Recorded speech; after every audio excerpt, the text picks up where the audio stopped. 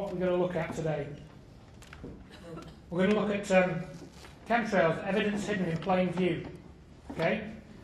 We're going to look at weather modification research, Will Unreich and orgone energy, cloudbusters, the evidence of weather modification in action, legislation which explicitly mentions weather modification and or chemtrails, and weather control that was used on 9/11.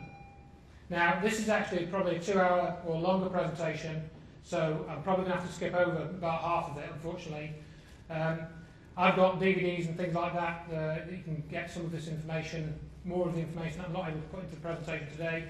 You can get this on my website, and you can also get a version of this on Google Video as well. Okay, we'll start with looking at chemtrails though, which I know probably quite a few in the audience are familiar with. Basically, the word is derived from a chemical trail. They are real, not theoretical, despite what authorities try to tell us. Okay? So I'm not here to debate the reality of chemtrails. That's not an issue as far as I'm concerned. Chemtrails are real. Somebody up there is doing something. Fact. Now, from what I've been able to work out, they're thought to have begun in earnest in the mid-80s or early 90s, which is around the time that HAARP also came into operation, coincidentally. I don't know whether those two things are linked, but it's an interesting coincidence. The purpose, as far as I can tell, is actually unknown. You get a lot of people saying that they're for this or for that, but I suspect there could be for weather modification, biowarfare, or atmospheric modification to change the electrical properties of the atmosphere, to suppress immunity, or even to reduce biodiversity on the planet. Could be any or all of those things, as far as I'm concerned. As very little direct information is available about chemtrails outside personal observation and the odd rumour. There's no official confirmation of chemtrails. If you write to any official body, and that includes even non-governmental organisations like Greenpeace, they will deny that chemtrails exist. It's as simple as that. Now, I've sort of tried to correspond over the last few years with a few of the researchers. Some of these names you may be familiar with. Cliff Carnicom is the main one. He's probably done the most research into chemtrails, and his website is carnicom.com. You can go and look at there. He's got some scientific analysis. He was a scientist that used to work for the US government at one time. He's been working at this thing for probably 10 years now. Rosalind Peterson is out in California. She runs this website called California Skywatch. She used to work, I think, for the Department of Agriculture. She's collected and tested samples and found barium in them. Phil Morris is a guy, UK guy. He did quite a lot of campaigning a few years back. 2003, he sent me a load of letters that he'd written sort of before I got into this, a couple of years before. I think he got on the radio once or twice talking about it. William Thomas, I think he's written at least one book about chemtrails. You can look at his stuff. Another chap I corresponded with was Wayne Hall, who's out in Greece. He tried to get his local council to look at chemtrails and sort of got so far and then ran up against a brick wall. I'm probably not going to read out all this text, but basically this slide is to explain what a contrail is.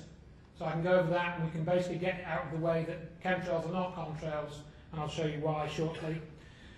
But a contrail is basically the exhaust from an aircraft, which is a result of burning fuel. If you burn fuel, which is made up of hydrocarbons, you get 4 compounds, mainly, in the burning of fuel. The first one, of course, is carbon dioxide. The second one is sulfur dioxide, which is the cause of acid rain. Don't hear much about that as much about that as we used to. And the third one is carbon monoxide, which is what you get out of your boiler if it's not working properly and it can kill people. And the fourth one is water. Because when hydrocarbons burn, they form water vapour. And so, without exception, those compounds are colourless. And you know that that's true because if you see a plane coming into land, you don't see anything coming out of the back except a sort of ripple of the air where the heat is. You don't see any coloured gases. So we know that contrails are colourless, and that's basically what I'm saying on there. So when you see a plane landing, there's nothing coming out the back. And what you're going to see here is some time lapse Hopefully this is coming up. I don't know if we can switch the lights down a bit. I don't know if we've got any lights here. The screen's a bit dim. There's some lights at the front on the stage here. I don't have to fiddle with them and go and switch them off, but people might be able to see this a bit better. But this is a time lapse, and you'll see the contrail just zip across and it's gone. Basically within about 30 seconds or so, you'll see that the contrail disappears. What you'll see on this video clip is a contrail and a chemtrail in the same part of the sky on the same date. You'll see there's an X shape, which is a chemtrail, and then a contrail goes across. Again, this is time-lapse, so you see it accelerated. So you can see that we've got two different compounds that we're dealing with.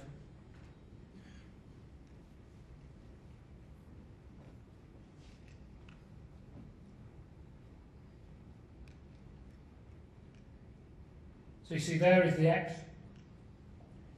and you'll see this hopefully repeat slightly, and you can see the time-lapse of the contrail going across. This essentially proves that somebody is spraying something in patterns quite often.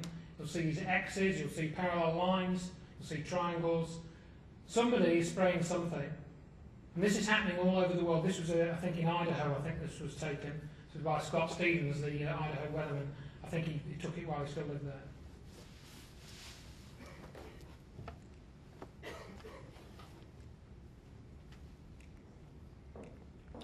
So I'm now just going to show you some photos quickly, which are from around the world. This first one was taken by Phil Morris in Cheshire, 2005. You see the date on it there. This is taken from space. This is from about 150 miles up. You should not be able to see aeroplane contrails from space, but I've got satellite pictures now showing these. There are many of these satellite pictures. There's a satellite called Rapid Fire. I think it's Rapid Fire's website, and you can download full colour, real colour pictures from there, which will show these sorts of images. This is from space, again, over France and Denmark. I think the bottom part, that's sort of bottom of Denmark there. So you can see these things from space. This should not be happening with aircraft trails. They shouldn't persist for long enough to see them from space, but they do. I mean, some of these taking the mickey, really. I mean, somebody tries to explain to me that you've got 9 civilian airliners within the space of 10 minutes going over one spot in the ground. I've got another clip, not in this presentation. I live in Derby, and I was out with my kids, this is almost 3 years ago now, actually, time flies. And I filmed 42 aircraft in 2.5 hours leaving trails, and I numbered them all. 42 in 2.5 hours on a February day. I mean, what's that? It's just a joke. People are blind to it. People don't look up. People don't see it. Chemtrail blindness. This is what it is, and I can prove that chemtrail blindness is a real condition because this is actually one of my own pictures I took in see the date there, 7th of April 2003. And I came across this I was looking through some old pictures of the children. I came, I remember taking that picture now. And I remembered why I took it. I took it for the sundog. This rainbow pattern here is not Planet X. As some people have you on YouTube, will have you believe. It's called a sundog. It forms at 22.5 degrees in angular separation from the disk of the sun.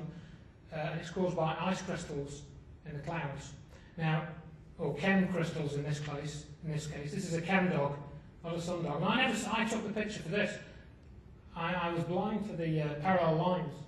Yeah, I just didn't see them when I took the picture in 2003. It's only now that I see it. So that proves to me that chemtrail blindness is a real condition.